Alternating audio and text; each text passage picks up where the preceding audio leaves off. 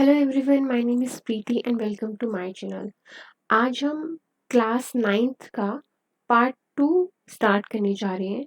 और कौन से चैप्टर का? Chapter 2 is matter around the sphere, chapter 2 class 9th। और हम ये जो कौन सा पार्ट करेंगे, पार्ट 2 करेंगे। अगर आपने पार्ट 1 नहीं देखा है तो प्लीज़ आप सबसे पहले जाइए प्लेलिस्ट में और पार्ट 1 स्टार्ट कीजिए। फिर उसके बाद आप पार्ट 2 स्टार्ट करना। ठीक है। So now we would start. तो हम जो स्टार्ट करने जा रहे हैं वो हम सॉल्यूशन से स्टार्ट करने जा रहे हैं। और सॉल्यूशन से पहले के जो सारा मटेरियल है वो हमने पार्ट 1 में स्टार्ट करा है। So now we will start. So सबसे पहले बात करते हैं टाइप्स ऑफ सॉल्यूशन की। तो सॉल्यूशन कितने टाइप्स के होते हैं? तो सॉल्यूशन होते हैं aqueous solution, non aqueous solution, true solution. तो नॉन एक्वस सॉल्यूशन क्या होते हैं? नॉन एक्वस एक्वस सॉल्यूशन क्या होते हैं? एक्वस सॉल्यूशन होते हैं a solution in which water is solvent. मतलब पानी की क्वांटिटी जो है वो सॉल्वेंट की फॉर्म में ज़्यादा है। जैसे आप एग्जाम्पल के तौर पर ये भी रख सकते हैं कि सॉल्ट प्लस वाटर। अब आता है non aqueous solution. Non aqueous solution is solution in which water is not a solvent. मतलब कि वाटर जो है सॉल्वेंट की फॉर्म में नहीं होगा, ठीक है, कम होगा। जैसे कि आप बात कर सकते हैं सल्फर और कार्बन डाइसल्फर। इसमें वाटर जो है नॉन एक्वस, मतलब वाटर है ही नहीं। एक्वस से क्या समझते हैं आप? वाटर हम रिमाइंड कर सकते हैं कि एक्वस से हम क्या समझ सकते हैं? वाटर। इसको मैं इस फॉर्म में लिख देती हूँ, H2O की फॉर्म में। ओके। नाउ अब आते हैं जो हमारे सॉल्यूशन है वो 3 मोर टाइप्स के और है। ये तो है एक्वस की फॉर्म में, वाटर के कंसर्न में। अब बात करते हैं सॉल्यूशन के कंसर्न में। एक होता है ट्रू सॉल्यूशन, नेक्स्ट होता है सैचुरेटेड सॉल्यूशन, और फिर नेक्स्ट होता है अनसैचुरेटेड सॉल्यूशन। अब ट्रू सॉल्यूशन क्या होता है? ट्रू सॉल्यूशन होता है solid particles completely dissolve in a solvent.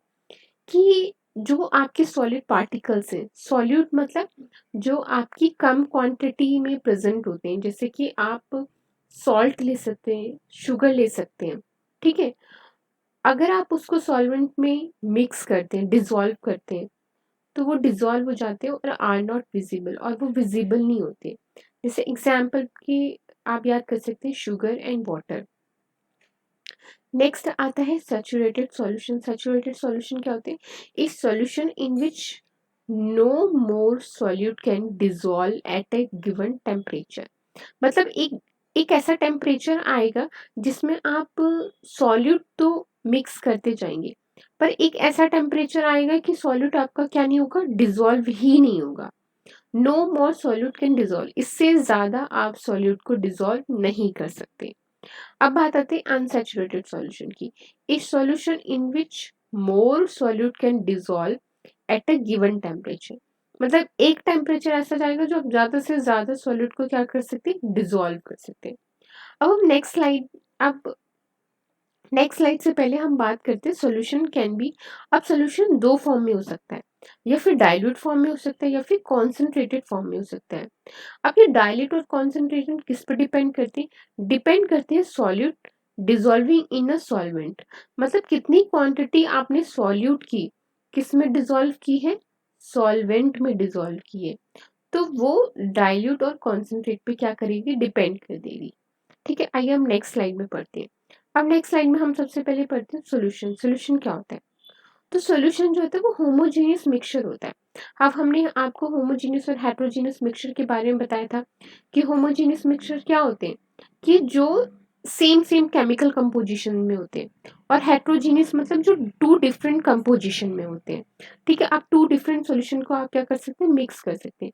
जैसे इसमें लिखा भी है होमोजेनियस मिक्सचर ऑफ टू और मोर सब्सटेंस, मतलब सेम सेम कंपोजिशन के होंगे, टू और मोर सब्सटेंस हो भी सकते हैं।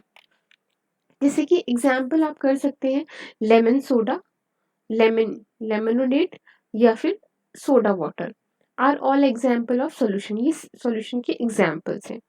अच्छा, अब सॉल्यूशन जो एज अ लिक्विड फॉर्म में होता है, आइदर वो सॉलिड को कंडक्ट कर सकता है या फिर लिक्विड या फिर गैस डिसॉल्व इन इट। किसमें, किसी चीज में भी आप इसको क्या कर सकते हैं, डिसॉल्व कर सकते हैं। इसके जो पार्टिकल्स होते हैं वो क्या होते हैं, बहुत ही छोटे होते हैं, टू टाइनी लिखा है, तो मतलब बहुत ही छोटे होते हैं और इसका डायमीटर कितना होता है, 1 नैनोमीटर से लेस होता है। ठीक है, और आप इसको क्या देख सकते हैं, तो आप बोलेंगे नहीं, not a visible to naked eyes.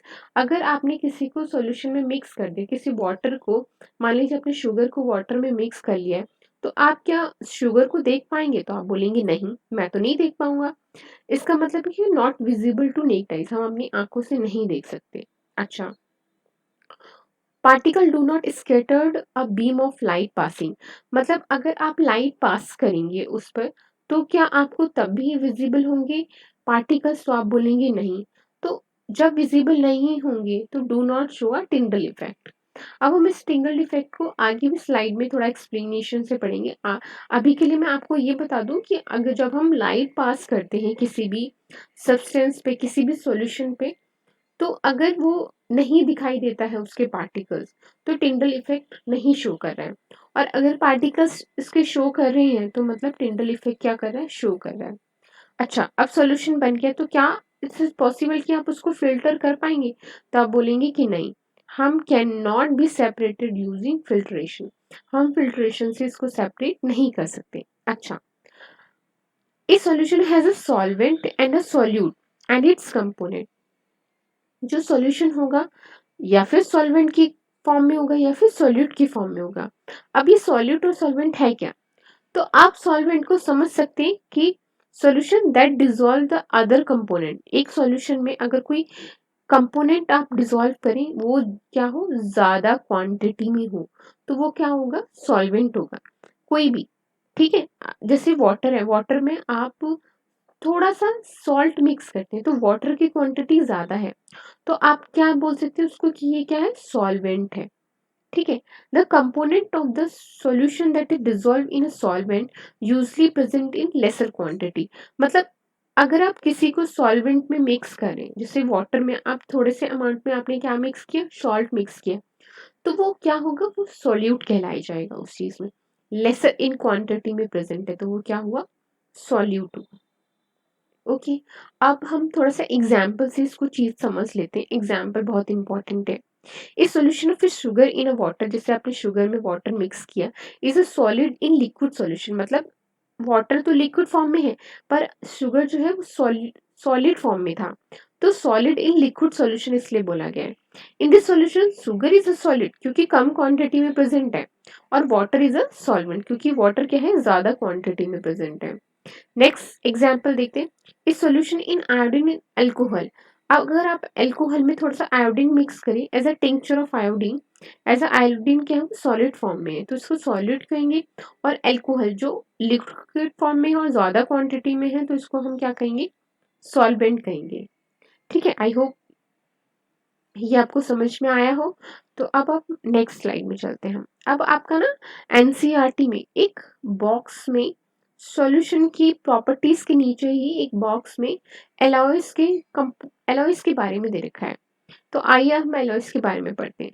तो एलॉयज क्या है, एक homogeneous mixture of metal, metal का, और एक मिक्सचर ऑफ ए मेटल, एक सिंगल मेटल का भी हो सकता है मिक्सचर, और एक मिक्सचर ऑफ मेटल, बहुत सारी मेटल्स के कंपोजिशन भी होते हैं, एंड अनदर एलिमेंट, और कोई और एलिमेंट भी हो सकता है, that can not be separated into their components. आप इसको सेपरेट नहीं कर सकते, किससे, फिजिकल मेथड से। मतलब जो एलॉय है वो मैटर का है, होमोजेनियस मिक्सचर ऑफ मेटल, मतलब मेटल से होमोजेनियस मिक्सचर है, सेम सेम केमिकल कंपोजिशन से बना है, पर आप इसको फिजिकल मेथड से क्या नहीं कर सकते, आप उसको सेपरेट नहीं कर सकते।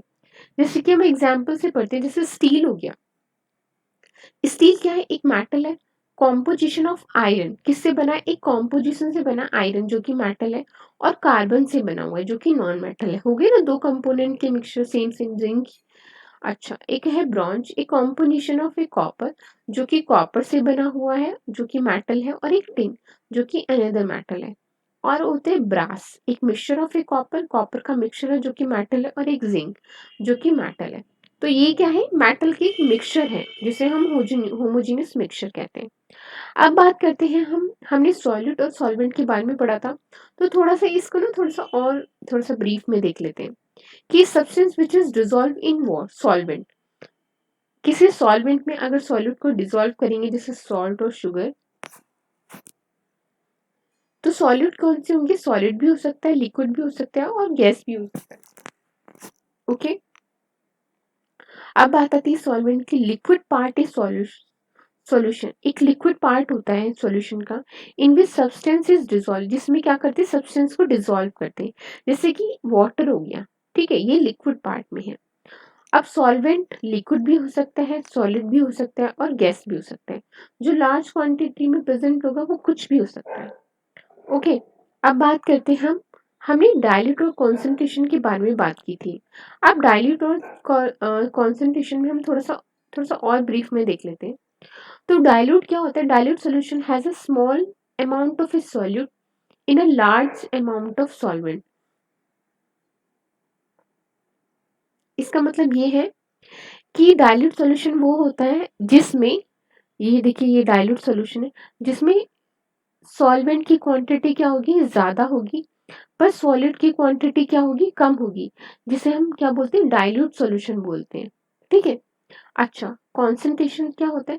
कॉन्सेंट्रेटेड सॉल्यूशन वो होता है जिसमें लार्ज क्वांटिटी ऑफ क्या होती है? सॉल्यूट की होती है, सॉलिड की क्वांटिटी ज्यादा होती है, और स्मॉल अमाउंट ऑफ सॉल्वेंट, और सॉल्वेंट की क्वांटिटी क्या होती है? कम होती है। तो इसको हम डाइल्यूट और कॉन्सेंट्रेटेड सॉल्यूशन कहते हैं। ओके, अब बात करते हैं हमारी टाइप्स ऑफ सॉल्यूशन की। अब हमने 3 टाइप्स और पढ़े थे, तो उसके सॉल्यूशन की बात करते हैं। अब हम when no more solute can be dissolve in a solution, अगर ज्यादा सॉल्यूट ना डिसॉल्व कर पाओ एट ए गिवन टेम्परेचर पे, तो उसको हम क्या कहेंगे? Saturated solution. If the amount of A solute contain in a solution is less than saturation level, मतलब इसको आप ऐसे भी कर सकते हैं कि एक ऐसा टेम्परेचर आएगा जिसमें आप ज्यादा से ज्यादा सॉल्यूट को क्या कर सकते हैं? डिसॉल्व कर सकते हैं। और ये भी कहेंगे कि एक सैचुरेशन लेवल पर आप सॉल्यूशन में इसको क्या नहीं कर सकते? डिसॉल्व नहीं कर सकते। तो वो क्या होगा? अनसैचुरेटेड सॉल्यूशन होगा। अब बात आती है सॉल्यूट की, सॉल्युबिलिटी की। सॉल्युबिलिटी क्या होता है? Amount of A solute present in a saturated solution at this temperature, मतलब एक किसी टेम्परेचर पर सॉलिड जो है, सॉल्यूट की क्वांटिटी जो है सॉल्यूशन में प्रेजेंट है एट दिस टेम्परेचर, किसी भी टेम्परेचर पे, तो उस टाइम वो क्या कहलाएगा? सॉल्युबिलिटी कहलाया जाएगा। ठीक है, आप आइडेंटिफाई कर पा रहे कि सैचुरेटेड सॉल्यूशन क्या था? कि no more solute can be dissolve. एक ऐसा टाइम आएगा जिसमें आप ना सॉल्यूट को डिसॉल्व ही नहीं कर सकते, वो डिसॉल्व ही नहीं होगा। और उसी टाइम पर जो आप सॉल्यूट नहीं डिसॉल्व कर पाएंगे, तो वो आपका क्या कहलाएगा? सॉल्युबिलिटी कहलाएगा। अब जो हमारा सॉल्युबिलिटी है ना, वो दो चीजों पे अफेक्ट करता है। कौन सा? एक तो टेम्परेचर पे अफेक्ट करता है और एक प्रेशर पे अफेक्ट करता है। आइए देखते हैं टेम्परेचर पे कैसे इफेक्ट करेगा। Solubility of A solid in a liquid increase with increase in temperature, मतलब आप सॉल्युबिलिटी किसी सॉलिड में, लिक्विड में सॉलिड की क्वांटिटी अगर आप इंक्रीज करते जाएंगे तो टेम्परेचर भी क्या करेंगे? टेम्परेचर भी क्या होगा? इंक्रीज होता जाएगा। Where solubility of a gases in liquid, अगर आप सॉल्युबिलिटी गैसेस की डिक्रीज करेंगे तो फिर भी क्या हो जाएगा? टेम्परेचर क्या हो जाएगा? इंक्रीज हो जाएगा। ठीक है, एक तो सॉलिड के केस में याद रखना है और एक गैस के केस में याद रखना है। ठीक है, अब बात आती है प्रेशर की। Solubility of a gases in liquid, अगर गैसेस की सॉल्युबिलिटी लिक्विड में आप इंक्रीज करेंगे तो प्रेशर भी क्या होगा? इंक्रीज होता जाएगा। और अगर आप solid of a liquid in in liquids, मतलब आप लिक्विड में सॉलिड की quantity remains unaffected by the change in pressure, अगर आप प्रेशर को क्या करेंगे? चेंज करेंगे, तो कोई फर्क नहीं पड़ेगा अगर आप लिक्विड में सॉलिड की क्वांटिटी को क्या करेंगे? मिक्स करेंगे। ठीक है, तो ये दो चीजें थी जो सॉल्युबिलिटी को क्या करती है? अफेक्ट करती हैं। अब बात करते हैं कंसंट्रेशन ऑफ ए सॉल्यूशन। अगर सॉल्यूशन में कॉन्सेंट्रेशन है, कॉन्सेंट्रेशन सॉल्यूट या सॉल्वेंट किसी के केस में भी बात कर सकते हैं, तो क्या होगा? तो सबसे पहले पढ़ते हैं कि कॉन्सेंट्रेशन ऑफ सॉल्यूशन क्या है। तो concentration of a solution in the amount of a solute present in a given amount mass or a volume of a solution, मतलब किसी सॉल्यूशन में सॉल्यूट की क्वांटिटी प्रेजेंट है किसी, या फिर मास में या फिर वॉल्यूम के केस में, तो उसको हम क्या कहेंगे, कॉन्सेंट्रेशन ऑफ ए सॉल्यूशन कहेंगे। या फिर आप ये भी कह सकते हैं कि amount of A solute dissolve in given mass और ए वॉल्यूम ऑफ सॉल्वेंट। मतलब इसको आप ऐसे भी याद कर सकते हैं कि amount of A solute present, एक मतलब मास और वॉल्यूम में प्रेजेंट है सॉल्वेंट में। ठीक है, तो आप इसको भी ऐसे भी याद कर सकते हैं। अच्छा, अब कॉन्सेंट्रेशन ऑफ ए सॉल्यूशन है क्या, इसको आप एक ना मतलब एग्जाम्पल के थ्रू भी आप कर सकते हैं। जैसे amount of A solute upon में अमाउंट ऑफ ए सॉल्यूशन, कि सॉल्यूशन में कितनी क्वांटिटी अमाउंट की सॉल्यूट प्रेजेंट है, उसको हम क्या कहेंगे, कॉन्सेंट्रेशन ऑफ ए सॉल्यूशन। और आप इसको ऐसे भी कह सकते हैं कि amount of A solute upon में अमाउंट ऑफ ए सॉल्वेंट। ठीक है, सॉल्वेंट में मतलब वाटर में जो अमाउंट ज्यादा है, वाटर नहीं है, जो अमाउंट ज्यादा है उसमें सॉलिड की क्वांटिटी क्या है, कितनी है, तो उसको भी हम क्या कहेंगे, कॉन्सेंट्रेशन ऑफ ए सॉल्यूशन कहेंगे। अब इसके ना, इसको क्या कहते हैं, एक्सप्रेस करने की दो मेथड है। कौन से, एक तो है मास बाय मास परसेंटेज, कि आप सॉल्यूशन की मास लेकर आप इसको रिप्रेजेंट कर सकते हैं। कैसे, कि जैसे मास ऑफ ए सॉल्यूट, आपने मास लिया सॉल्यूट का और सॉल्यूशन का मास लिया और उसको 100 से मल्टीप्लाई किया, इसको भी आप concentration of a solution find out कर सकते हैं।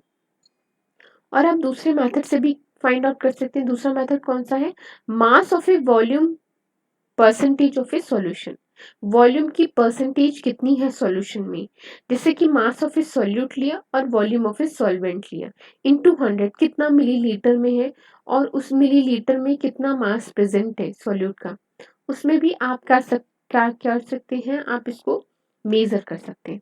अब आइए एक क्वेश्चन के थ्रू जो कि आपके एनसीईआरटी का है उससे थोड़ा सा समझने की कोशिश करते हैं। जैसे एग्जांपल है, इस solution contains 40 gram of common salt in 320 gram of water. मतलब सॉल्ट की क्वांटिटी कितनी है, 40 ग्राम है, और वाटर की कितना है, मीन्स इसका मास 320 ग्राम। हमने ग्राम से देख लिया क्योंकि जो मास होता है वो केजी और ग्राम में ही प्रेजेंट होता है। तो हमें क्या करना है, हमें कैलकुलेट करना है concentration of A terms of mass by mass percentage. हमें कैलकुलेट करनी है कॉन्सेंट्रेशन कौन से मेथड से, मास बाय मास परसेंटेज से।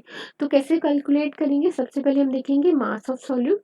मास ऑफ सॉल्यूट कितना था हमारा, 40 ग्राम, और हमारा जो वाटर का था वो 320 ग्राम था। अच्छा, अब हमें सबसे पहले हमारा क्या था, हमारा फॉर्मूला, फॉर्मूला तो हमारा ये था कि mass of percentage of a solution is equal to mass of solute upon में मास ऑफ सॉल्यूशन।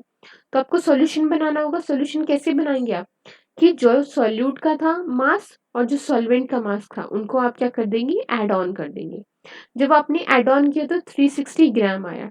अब सेम उसको जो आपका फॉर्मूला था उसमें पुट कर देंगे। 40 मतलब सॉल्यूट का मास इंटू 100 अपॉन 360 जो आपका सॉल्यूशन का मास आया था इंटू 100, तो कितना आ गया आपका अपना परसेंटेज, 11.1% आ गया। अब बात करते हैं हम सस्पेंशन की। सस्पेंशन क्या होता है, सस्पेंशन जो है वो हेट्रोजीनस मिक्सचर होता है। अब हेट्रोजीनस मिक्सचर जैसे कि आप एग्जांपल कर सकते हैं कि चॉक वाटर मिक्सचर, वाटर में चॉक डिसॉल्व करेंगे तो क्या आप वो पूरा डिसॉल्व हो जाएगा, तो आप कहेंगे नहीं वो पूरा तो डिसॉल्व नहीं होगा, वो मुझे दिखेगा। तो ये क्या है, हेट्रोजीनस मिक्सचर का एग्जांपल है, जिसे हम सस्पेंशन का एक फीचर मानते हैं, प्रॉपर्टी है एक सस्पेंशन की। अगर आप सस्पेंशन को आइडेंटिफाई कर सकते हैं तो आप उसके फीचर्स को आप माइंड में रखिए कि सस्पेंशन क्या था, कि सस्पेंशन हेट्रोजीनस मिक्सचर होते हैं। और क्या एग्जांपल ले सकते हैं आप, मडी वाटर, ठीक है, मिट्टी, मिट्टी नहीं होती, मिट्टी को आप वाटर में डिसॉल्व करें, फ्लोर इन वाटर, आटे को डिसॉल्व करें वाटर में। अच्छा, दूसरी प्रॉपर्टी प्रॉपर्टी क्या कहलाती है, कि इस suspension of A heterogeneous mixture in which solute particles do not dissolve but remain suspended throughout the bulk of a medium। मतलब ये हेट्रोजेनस मिक्सचर तो है और जो सॉल्यूट है वो डिसॉल्व नहीं होगा, डू नॉट डिसॉल्व लिखा है ना, डिसॉल्व नहीं होगा, पर suspended through out the bulk of medium, पर पूरे ना पूरा सस्पेंड हो जाएगा किसी भी मीडियम में। अच्छा, particle of A suspension can be seen necked eyes, हम इसको आंखों से देख सकते हैं, दिखेगा, क्योंकि जब आप चौक को वाटर में डिसॉल्व करोगे तो आपको दिखेगा, तो वो नेक्ड आइज है। The particle of A suspension scatter a beam of light, जब आप बीम ऑफ लाइट पास करेंगे तो आपको विजिबल होगी, ठीक है। और ये क्या है, सस्पेंशन जो है अनस्टेबल है। Constitution of A suspension can be separated by filtration, आप इसको फिल्ट्रेशन भी आपसे आप क्या कर सकते हैं, इसको सेपरेट कर सकते हैं अगर आप फिल्ट्रेशन यूज करेंगे तो। अब बात आती है कोलाइडल सॉल्यूशन की। कोलाइडल सॉल्यूशन क्या होता है, कोलाइडल सॉल्यूशन होता है the size of a particles lies in bit through true solution and suspension are called colloidal solution और एम्प्टी कोलाइड्स। इसका मतलब है कि जो सॉल्यूशन है in which size of particles lies between true solution, मतलब जो थोड़ा सा अमाउंट डालेंगे ट्रू सॉल्यूशन में और वो क्या हो जाएगा, पूरा सस्पेंडेड हो जाएगा। जैसे कि आप एग्जांपल ले सकते हैं मिल्क, स्मोक और स्टार्च सॉल्यूशन का। मतलब आपने एक ग्लास लिया और उसमें वाटर को डिसॉल्व किया, ठीक है, और आप उसमें थोड़ा सा मिल्क, अगर आप मिल्क जो है आप इसमें क्या करेंगे, ऐड करेंगे, तो आप क्या होगा, जब आप मिल्क ऐड करेंगे ना, तो पूरे में क्या होगा, सेपरेट हो जाएगा, पूरे में क्या होगा, सेपरेट हो जाएगा, तो ये क्वांटिटी पूरी क्या बन जाएगी, आपकी मिल्क बन जाएगी, मतलब ये बन जाएगी, पूरी मिल्क फॉर्म में आ जाएगी। अच्छा, इसकी प्रॉपर्टीज क्या क्या है, प्रॉपर्टीज है एक colloid is a heterogeneous mixture. अच्छा, दो अलग अलग मिक्सचर है, दिख रहे हैं हमें। एक size of a particle is too small to be individual seen by naked eyes, जो उसके पार्टिकल हैं वो बहुत छोटे होते हैं पर इसको हम आंखों से देख पाते हैं। जैसे आप मिल्क डिसॉल्व करेंगे वाटर में तो आपको दिखेगा। A particle of is big enough to scatter a beam of light passing through it, अगर आप बीम ऑफ लाइट पास करेंगे तो आपको दिखेगा। ये भी क्वाइट अनस्टेबल होता है और कैन नॉट बी सेपरेटेड, आप कैसे सेपरेट कर पाएंगे मिल्क और क्योंकि दोनों लिक्विड फॉर्म में, तो आप कैसे सेपरेट कर पाएंगे, तो इट्स वेरी डिफिकल्ट। पर आप इसको सेंट्रीफ्यूगेशन मेथड से आप इसको क्या कर सकते हैं, सेपरेट कर सकते हैं, ठीक है। अब बात आती है टिंडल इफेक्ट कि टिंडल इफेक्ट क्या होता है। तो टिंडल इफेक्ट क्या होता है, the scattering of a light by the colloidal particles is known as Tyndall effect. अच्छा, scattering of a light, scattering मतलब जैसे आप लाइट पास करते हैं कोलाइडल पार्टिकल्स में, हमने कोलाइडल पार्टिकल्स आपको बताए थे कि वो क्या होते हैं, हेट्रोजीनियस मिक्सचर्स होते हैं। क्या बीम ऑफ लाइट पार्टिकल्स पास करेंगे तो क्या होगा, आपको दिखेंगी। तो आप इसको कैसे ऑब्जर्व कर सकते हैं, तो आप इसको ऐसे ऑब्जर्व कर सकते हैं कि Tyndall effect can be observe, fine beam of light enters a room through a small hole. Small hole आपने देखा होगा अपने रूम में कि छोटे से होल में एक ना, एक बीम ऑफ लाइट पास होती है जिसमें आप ना क्या देखते हैं, इसमें आप डस्ट और स्मोक के पार्टिकल्स देख रहे होते हैं जो एयर में प्रेजेंट है, ठीक है, छोटे से होल में आपको दिखाई देंगे अगर आपने ध्यान से देखा होगा। तो वो क्या शो करता है, वो एक्चुअली टिंडल इफेक्ट शो करता है। अच्छा, दूसरा एग्जाम्पल आप देख, जैसे आप इसमें देख सकते हैं, ये एक एग्जाम्पल है, जैसे ये ए जो है वो कॉपर सल्फेट है, डज नॉट शो, जो कि बीम ऑफ लाइट पास करे तो कुछ नहीं दिख रहा आपको, ठीक है। जो बी है वो water and milk show Tyndall effect, जैसे ये है, ये मिल्क और वाटर शो कर रहा है, ठीक है। ये वाला जो है इसको बीम ऑफ लाइट पास किया तो कुछ नहीं दिखाई दे रहा, पर इसमें बीम ऑफ लाइट पास किया है ए में, तो आपको शो कर रहे हैं, ठीक है, दिख रहा है आपको। अच्छा, दूसरा एग्जांपल देखते हैं।